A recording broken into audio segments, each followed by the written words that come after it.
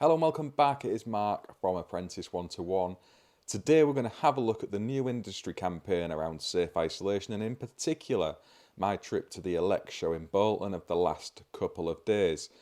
There is a huge community of people coming together in industry, really wanting to get behind and focus in safe isolation and trying to reduce the numbers of people who are having serious accidents and losing their lives through the course of doing their job as electricians. And as my good friend Neil Bridgman said at the meeting we had the other month now, or earlier on in this month, we should be aiming for zero. We should be aiming for nobody losing their life whilst going to work as electricians. And he is dead right.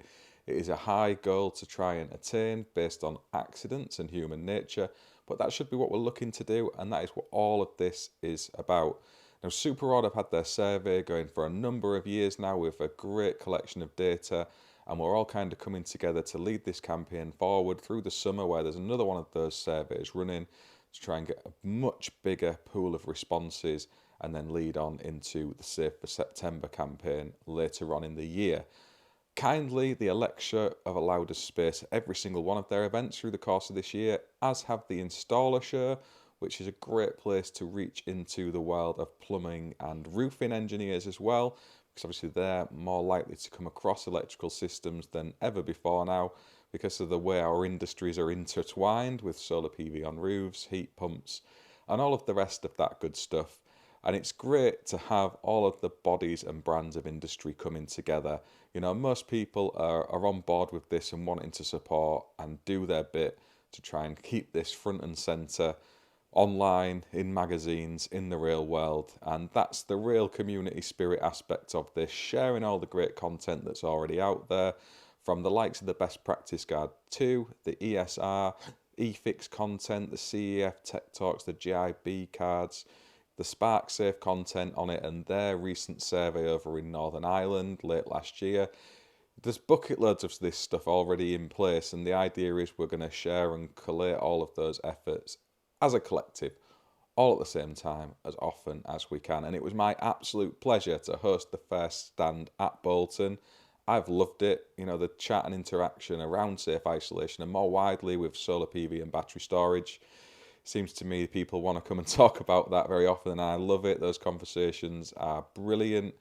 The feedback on the stand, with over 200 of the surveys completed, with data intertwined in that, which is brilliant. It's going to be so helpful for us going forward and actually seeing what is going on out in industry and some of the challenges we might not have thought of already around isolation. Without waffling on too much, I want to massively thank at a personal level the guys at TIS. They helped get all this set up with the stand space, with Elexshow, even down to the parking and passes and all the stuff I know nothing about. So massive thank you, Stephen, Mark and the team over at TIS. I really appreciate it, and your support on the show itself, giving your isolation kits out to everyone exhibiting who are taking part in this campaign, and supporting the ESF team with giveaways, which you'll see later on in this video as well. Massively appreciated, and you're one of the best things out in industry right now. Full credit to you. And likewise the team at Proteus, just the same. Very short notice. All the banners that we're going to show you in this video, they sorted out in under a week, from having the content put together between them and SuperRod to getting them printed, off down to a CF branch near Chris's house, and then Chris brought them to the event himself, stood on the stand with me for a full day, helping get those feedback forms filled in, borrowing a table and using his expertise, speaking to people and interacting. It was absolutely brilliant. I really appreciate it. And Kieran, Spencer, Taylor and all the team at Proteus, hugely grateful. Thank you very much. The Elex Show team for giving the space, and Anthony and Richard came over. Richard shouted me a coffee. The welcome they gave was brilliant. Obviously, there's the historical thing around Apprentice 1-1 and some of the issues I didn't used to like around those trade shows, which are now subsequently changed. And it just shows that none of that is holding a grudge anywhere. And they were really, really helpful. Thank you very much. Hugely appreciated this end. Again, the ESF guys, I can't not mention them. They put on a brilliant presentation around Best Practice Guide 2 and Safe Isolation. I sat through loads of presentations at lots of different trade shows, and that was really good. And considering they've only really done it a couple of times, massive respect for that. They kept bringing me loads of copies of Best Practice Guide 2. Dave pumped out the QR code. I know nothing about technology and how you do this kind of thing, but people were able to scan a code, fill a form in, and it's loads easier than me working my way through the paper sheets I was using. Yeah, just coming to keep me company on the stand and doing their thing as well. Absolute legend. And obviously, podcast royalty on the Apprentice 1-to-1 team as well. It wouldn't be the same without those guys. And yeah, just thank you to everyone who's involved. NAPIT, they brought over some safe isolation kits for us to give away, some signage around Michael's story. Mike Andrews, Frank and Stephen all came over to say hello and have a chat as well and show their support with what we were doing. Hugely appreciated. And in the background to all of this, there's loads more people getting involved every day. We've got EAL coming in now, talking with Tesman, JIB, see if we can work something out there too. I've always tried with these things as they spring up, thinking back right to when the E5 guys first came out, showing my support towards them, trying to encourage and help them develop and grow in the things that they were trying to do. And it's nice to be on the receiving end of that now, with industry all coming together behind this safe isolation campaign. It isn't my campaign. I might have arranged that first little get together and meeting, but this is everybody. It's teamwork. Richard Cockerline, I've got to mention him too. He stood in for an hour while I went off to record what you're about to watch next. So thank you very much, Richard. He collected a few people's feedbacks along the way as well while he was on the stand. And he's going to be hosting over in Harrogate at the Elex Show. I'm not going to be hosting this stand at every event. Other people are volunteering and getting stuck in, doing their bit as well. So there'll be different takes and touches on it along the way, I'm sure. But Richard's going to be over in Harrogate. And yeah, just a really nice guy, giving his time to try and help out. He'd come to visit the event in Bolton, and I kind of grabbed hold of him and got him to jump on there and cover for me for a bit. Massively appreciated, mate. Thank you very much. We're going to go and watch the Best Practice Guide 2 presentation now. Take it in. It's only 25 minutes or so. It's on the Apprentice 1-to-1 channel. It's content that's helpful to all of us as electricians, but especially those of you who are in training. Although saying that, the survey forms that come back showed that a lot of the younger people are on top of this. They understand it. They've had it drummed into them in college. And they really are aware of it. It's kind of around my age upwards where I think we've got most of the problem. But that aside, enjoy this little bit of content, and here's Dave and Richard in action. And then we are Electrical Safety First about 12 years ago. So Chariot's existed since 1956, and yeah, we're proud to represent Electrical Safety First at Elex today. Okay, so part of this session, obviously we're looking at safe isolation. We're going to be having a refresh of the procedure. We're going to be looking at roles and responsibilities of the employers and employees. We're going to be looking at legislation. We're also going to be looking at some statistics, aren't we, Rich? Absolutely, from super rod surveys that have been conducted. Some disappointing figures, really, would you say, Rich? Absolutely. We should all be able to go to work safely and get home safely, and it's evident from some recent surveys and data that we've got that that isn't happening. It's not the case. Right. So we want to delve into some of the reasons as to why and look at some of the excuses, basically, but there shouldn't be an excuse, no. You know. That's it. So, on that note, I'm just going to ask the audience now, how well do you feel your knowledge is of the safe isolation procedure? Is it good, bad, indifferent, confident, not so confident? Few nods? Yeah? Well, great, because what we're going to do now is we're going to test you. So, what we want you to do is scan the QR code on your phone. So just open up your camera, scan that code. If it doesn't work, Rich will come round with one on his phone. And all we need you to do is arrange the steps in the correct sequence, or what you feel the correct sequence is. With a chance to win a prize. What's that prize, Rich? Fantastic safe isolation kit, including approved voltage indicators and a proving unit from our good friends at TIS. Lovely. Okay, so a good prize. So, just have a couple of minutes, just to settle you in. Bit of interactive Grab a seat, lads, if you want. And yeah, arrange the steps in the correct sequence. The person who's going to win the competition, which will be announced at the end, is the person who gets the steps correct in the right sequence and in the fastest time. So don't try and rush it, get it wrong. But yeah, so get on with that, and then we can carry on. Chance to win a prize, chaps. Safe isolation kit. Voltage indicators, proving unit. Scan the code. Oh no. Nice and easy. Yeah. If the code doesn't work, if you sat at the back, just let Richard know. He'll come round with a separate. If you need it. The chap there, Rich. It won't take you anywhere dodgy, that, mate, I promise. I've done it before, but I won't do it this time. There's a problem with my phone, it's not connecting with Oh. my so Signal not very good. I'm on 4G, so it should It should work. There's too many people in here probably.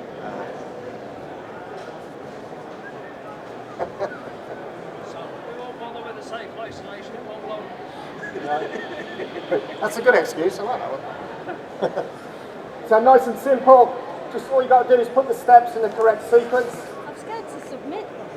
So a chance to win a star prize. We gave the speedboat away yesterday, but Yeah, today we have got an approved voltage indicator and a proving unit and safe isolation kit from our good friends at TIS. All that shit. Ready to go? Yeah. Another minute. I've got no hope. Anyone had any success with that yet? Is it? No.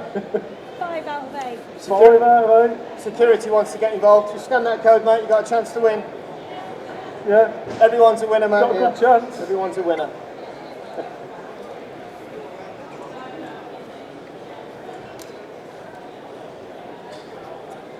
If you scan that code, mate, it takes you to a little task where you've got the steps of the safe isolation procedure. You just got to put them in the right sequence.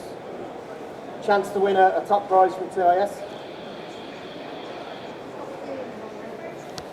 Another one more minute, folks, if you can.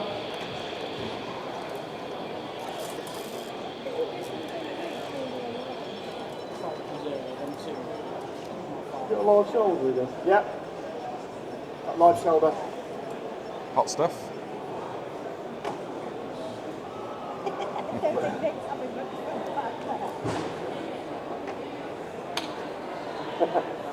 So just put the right steps in the right sequence, nice and simple, yeah? When we're going to find out the results to this, Dave? At the end, Rich, yeah. Do it at the end, we'll announce the winner. We'll put your name in lights as such on the board. You come to the front, you can have your picture tucked with me and Rich. Yeah. Okay, what we're going to do is we'll move on. You can still carry on with that quiz while we're going through, so no problem. Yeah, any problems. We'll do some questions at the end. And yeah, okay. So, what you'll probably find is the sequence matches the sequence which is in our best practice guide 2. Okay, so these are publications that we produce at Electrical Safety First. Do we have to pay for them, Rich? Absolutely free. Download as many times as you like, and you're privileged because we've actually got some printed ones. You've all got a copy of it directly on your chair. And you can download them for free from the website. Yeah, so that is Best Practice Guide 2 of 10 that we produce, and all of them are absolutely free, okay? With regards to the procedure, a few of you might have done it and thought, well, that's not how I do it, I'm sorry, I'll do this first and then that, so that's fine. So, the question is, why is it in that order, Rich? Why is it in that order? Is that the Is order it yours? that I believe that it should be in, or is it your opinion? Is it the NIC's opinion? Is it NAPIT's opinion? Is it the IET? Well, you'll see that in the first page of the guide, like all of our guides, all these guides are put together by all of these contributing organisations, some of which you may recognise. Yeah, have we seen any of those organisations before? Yeah, so all the big hitters, as we call them in the industry, and certification bodies, EAL, City and Guilds, they all feed into our guides, every single one of them. And they've all agreed on the procedure that is in that guide. Yeah, and until we get agreement, we can't publish it, can we, Rich? Absolutely, and that's all of the information in any of the guides. They're not just put together overnight. It's a long process, forwards and backwards, and quite detailed before they are published and before they are released. So you know that all of these organisations have agreed to this. So NAPIT can't argue with the NIC, for instance, because they've all agreed to it. There we go. Okay. And they're free. So, we've had a little look at the procedure, a little bit of a refresh. What we're going to do now is going to hand over to Rich and he's just going to sort of talk to you all and remind us all of our responsibilities and key legislation as well. Yeah, just going back to basics, kind of. So, legislation then, electricity work regulations, is that something we can kind of take no notice? Is it a code of practice? Is it like BS 7671, or is it the law? So in a court of law, this would be the legislation or, you know, instrument, as they call it, that we would potentially get prosecuted on. So electricity work regulations then require precautions to be taken against the risk of death or personal injury from electricity work activities. We're all familiar with that. So what we're going to do now is just pick out some key things for employers to start with. So have we got any employers in the audience? Yeah, a couple of nods there. So just a bit of a refresh of, you know, responsibilities under the electricity regulations. Rich? So duties are placed on employers then to ensure that their employees that are engaged in any such work activities on and near electrical equipment implement safe systems of work. So I'm hoping that you employers here have got safe systems of work in place. I'm sure you have. That you have the technical knowledge, training or experience then to carry out work safely. Well, again, I'd like to think loosely we have.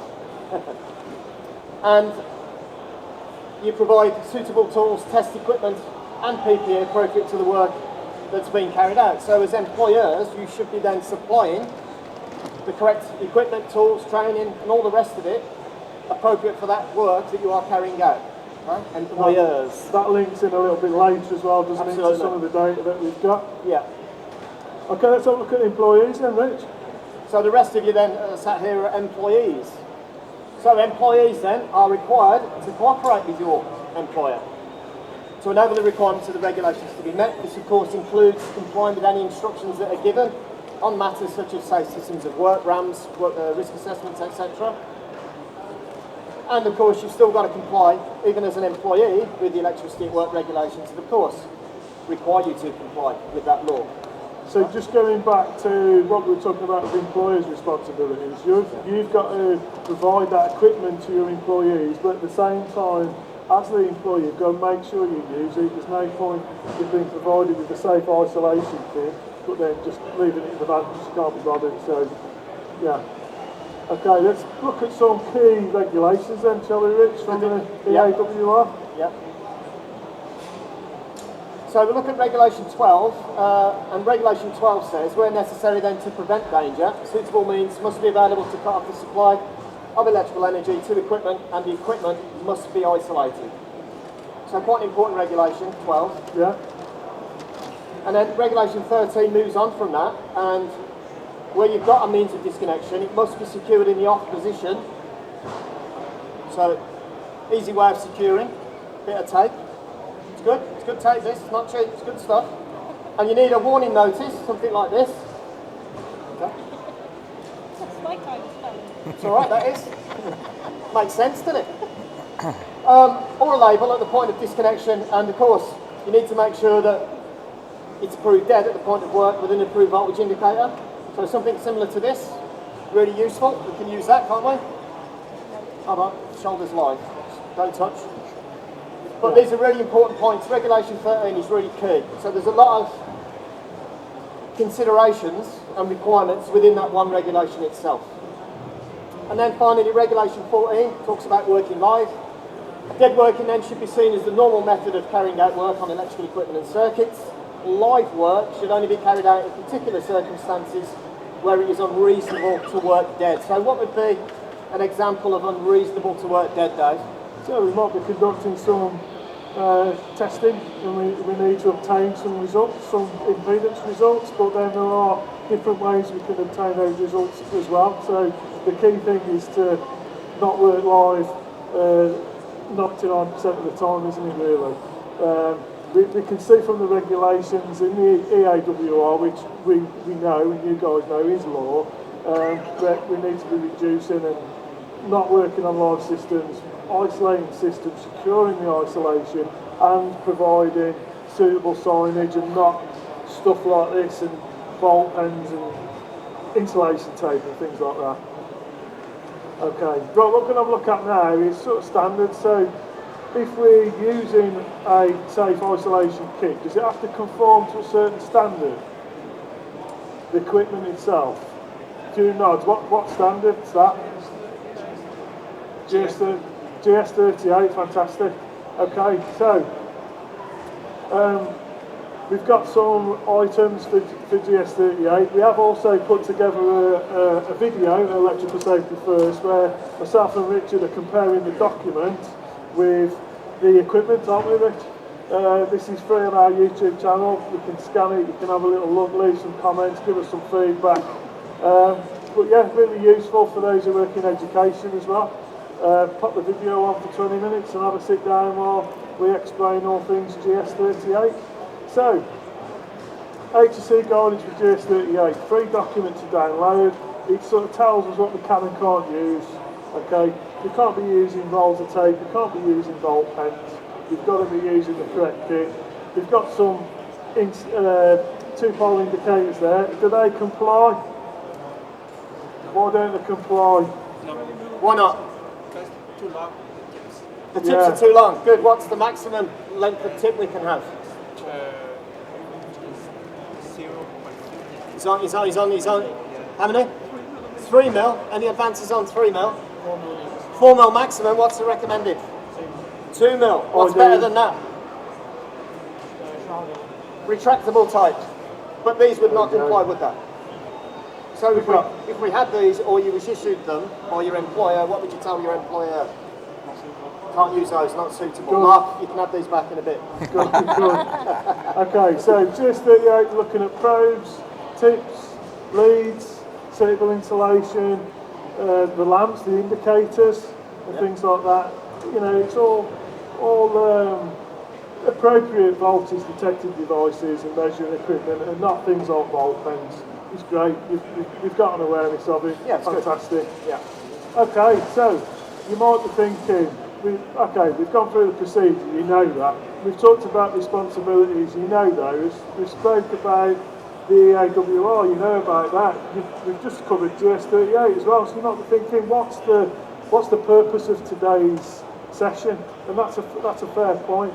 And really, we want to bring this to attention because there's still too many deaths and accidents going on in the rich. Ridiculously, you know, it shouldn't be. When certainly everyone that's in the audience today are aware of what's required, you know, and the equipment, etc.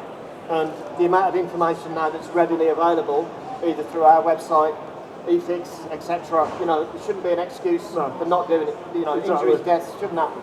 Exactly. So the key thing is this. I'm going to show you some statistics now from the HSE in Ridor, and there's far too many accidents and deaths, really, For sure. Yeah. from people not isolating. And we, as a charity, safety charity, want to reduce it down to 0. Yeah. Okay. So that's why we're here. Let's just have a little look then. So, Ridor statistics between 2020 and 2021: 13 fatal injuries and 228 people injured. That is far, far too many. This isn't sort of general public, this is contractors, people working as electricians, electrical engineers.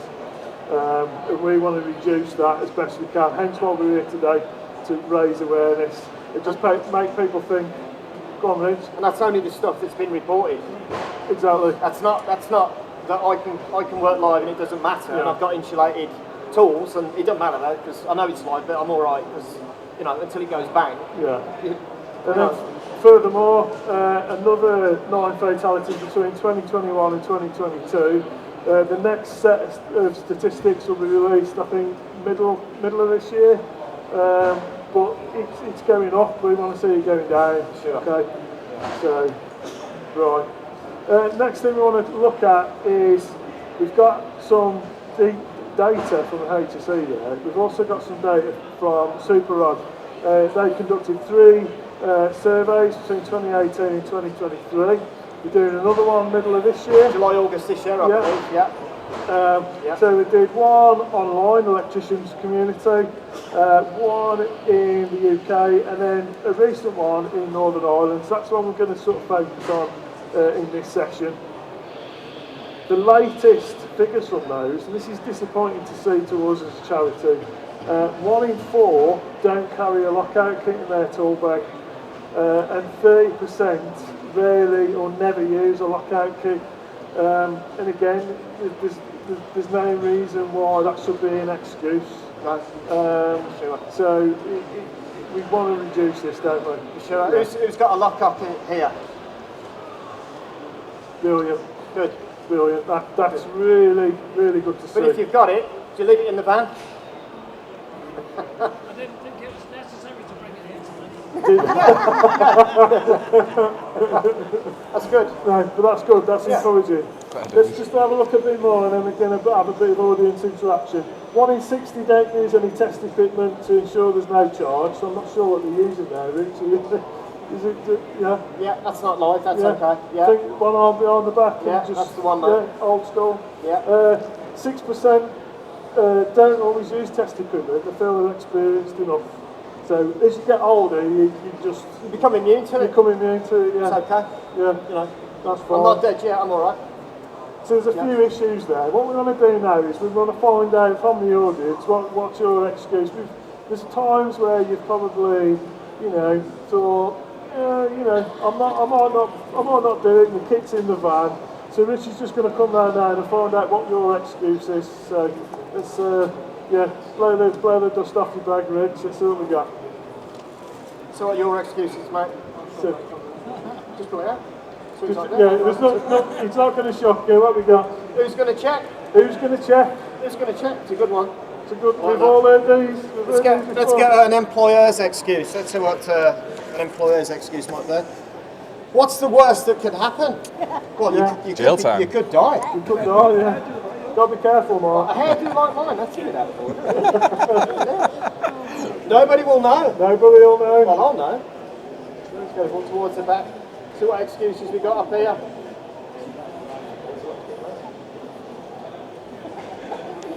I know it's dead. No, it's dead. Well, Wow. she might be dead after. You like to pick one up, mate? You ain't got time? Not got time. Not got time? No. All good excuses. That bloke looks like he's got a load of excuses here. Got his phone. It's your excuse, mate.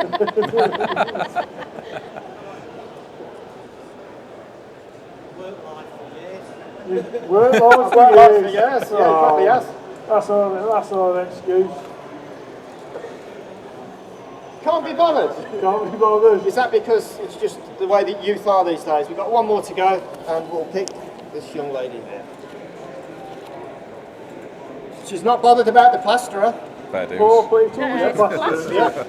They're expendable.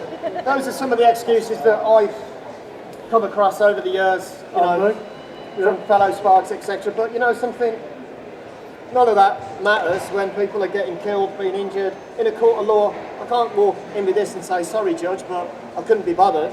Yeah. The plasterer's dead, but I don't care about the plasterer. I know it's dead, I've been doing it for years. Yeah. It's all nonsense. We've all heard it, haven't we? So what we're going to do now is a little bit of fun with that. We're just going to have a look at the excuses that people come up with on this super survey. Some of them are, they're as ridiculous as some of those. Crazy. Okay, so let's have a look. Rich, shall we go through these? Yeah. Common excuse was I work alone, so I work on my own, so there's nobody in that building, whatever it is. Nobody else is there, so I work alone, doesn't matter, don't need to worry about it. Surely, in some ways, that's worse. Because if something does go wrong, sure. Nobody's going to know. On your own. You could be there for days. No one's going to know. No. I'm only going to be a minute or two with the power isolated. I'll just switch it off quick. I'm only going to be a couple of minutes. But then, your phone goes or something, you go outside on the blower. It's been half an hour. It's not, somebody switches it on. No. Not a great excuse, that. I'll talk to other trades to let them know what I'm doing, apart from the plasterer, because we don't care about the plasterer. But it doesn't matter, because the other trades ain't going to switch it on, are they? Carpenters are busy, whatever it is, lads, just turning the power off a minute. Yeah, all right, mate. Yeah, power goes on the battery drill, they're going to switch it straight back on it. Want the kettle on? Not a great excuse, that. No. I'm not provided with one by my employer. So if you aren't provided with one, it's not an excuse, because it's an employer's responsibility to provide that equipment. If they don't, You can't be doing that type of work. We've already seen, haven't we? We have. Highlighted to you guys that is something that has to be done. It's law. That's the most disappointing one for me. For what we do as a charity, Electrical Safety First. That is not an excuse. No. So percentage-wise, quite a big percentage. 27% work alone. Yeah. Yeah. 19%. Disappointing to 8%. see. Yeah. That's got to be the worst one for me. Yeah. Okay, a few more. I use an alternative way of marking cables I'm working on. Don't know what, mind blowing. Yeah. Too expensive.